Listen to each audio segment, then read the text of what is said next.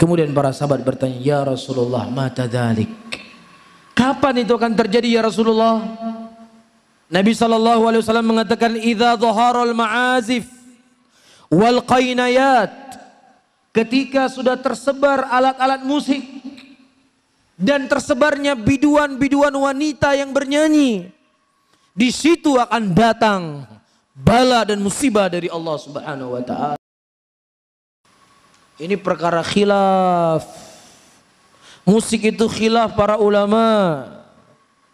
Ibnu Hazm rahimahullah, beliau mengatakan hadis, la yakunanna min ummati yastahiluna hirra wal harir wal ma'azif, bahwasanya akan ada nanti dari umatku yang mereka nanti akan menghalalkan zina, menghalalkan khamar, menghalalkan sutra, dan menghalalkan alat musik.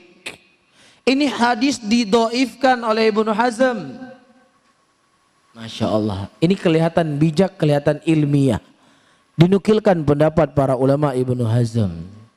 Dan ternyata semuanya adalah hawa, ayyuhal ikhwah. Semua adalah hawa. Semuanya adalah mengikuti dari keinginan hatinya.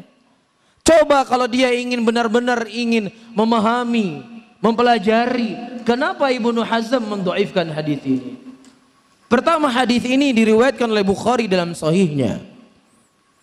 Di antara sebab yang didoifkan oleh Ibnu Hazm, Imam Bukhari menyebutkan qala Ammar dengan sighah at-ta'liq. Jadi sighah ta'liq itu misalnya Bukhari berkata qala ya Malik rahimahullah kada wa kada. Kemudian dibawa hadis Rasulullah. Imam Bukhari kan tidak bertemu dengan Imam Malik kan. Ada syekh dan syekhnya baru sampai kepada Imam Malik.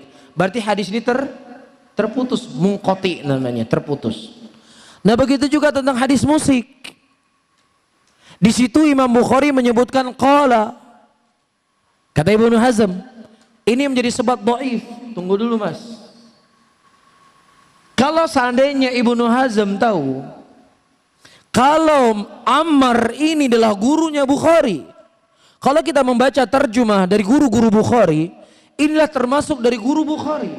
Dan ketika Bukhari mengatakan dengan qala, tidak menyebutkan telah mengkhabarkan kepada saya telah mendengar dari guru saya, ya, ini tidak memudaratkan hadis, karena itulah gurunya sendiri. Telah berkata guru saya, dia mengatakan qala Ammar, Ammar itu gurunya. Kan berarti yuhmal ila sima, itu dibawa kepada Bukhari memang langsung mendengar, tapi boleh menggunakan kalimat qala. Ini satu hal. Hal yang kedua, Ibnu Hazm mendoifkan hadis tersebut karena di situ rawi ragu pendapat yang sahabat Rasulullah yang meriwayatkan dari Rasulullah itu terjadi keraguan. Ya, A ataukah si B? Jadi ragu sahabatnya siapa? A ataukah si B? Dan menurut kaidah ilmu hadis, tidak diketahui sahabat itu tidak memudaratkan hadis. Apakah hadis ini dari Abu Hurairah, apakah dari Bilal bin Abi Rabah, apakah dari Ammar bin Yasir, apakah dari Abdullah bin Mas'ud, apakah dari Abdullah bin Abbas? Enggak dipermasalahkan karena semua para sahabat itu apa? Udul. Bisa difahami? Bisa difahami? Jadi secara kaidah ilmu hadis tidak ada hujah sedikit pun Ibnu Hazm mendoifkan hadis dalam Sahih Bukhari. Lah apa anda hujah anda? Ketika anda ditanya oleh Allah, kenapa kamu mendoifkan hadis? Ibnu Hazm mendoifkan. Sementara secara kaidah ilmu hadis, Ibnu Hazm tidak punya hak mendoifkan hadis ini. Bisa difahami? Dan kalau seandainya hadis ini dhaif, bagaimana dengan ayat tadi? Wa minan nasi may yashtara lahu wal hadis. Ada di antara manusia menggunakan alat-alat musik menghalangi manusia dari jalan Allah. Bagaimana dengan hadis Rasulullah? Sayati fi akhir zaman qasafun wa qadhfun wa maskhun. Akan datang nanti di akhir zaman, kata Rasulullah, ada orang-orang yang mereka ditenggelamkan ke dalam tanah. Terjadi enggak? Ada di akhir zaman, kata Rasul, orang-orang kan ditenggelamkan ke dalam tanah. Dulu kami di Aceh, sebelum terjadi tsunami, nggak ada pikiran datang ombak laut ke daratan. Nggak ada kepikiran. Setelah terjadi tsunami, akhirnya banyak masyarakat Aceh cari rumah yang jauh dari laut, arah yang lebih tinggi, supaya kalau datang tsunami aman. Hari ini Allah nampakkan datang tsunami tanah. Ketika Allah sudah berkehendak, apapun akan terjadi. Wa ma nursilu bil ayati illa takhwifa. Dan tidaklah kami mengutus kepada mereka ayat, kata Allah. Ayat, tanda-tanda banyak. Jadi bukan tsunami saja yang bisa menghancurkan kita. Tanah ya menenggelamkan manusia puluhan ribu. Di Palu itu puluhan ribu yang tenggelam. Satu kampung saja 7.000 orang yang tidak melapor, dianggap hilang, tenggelam. Itu satu kampung. Dan terjadi tanah, manusia masuk dalam tanah 3 kampung. Puluhan ribu manusia hanyut dalam tanah. Berapa waktunya?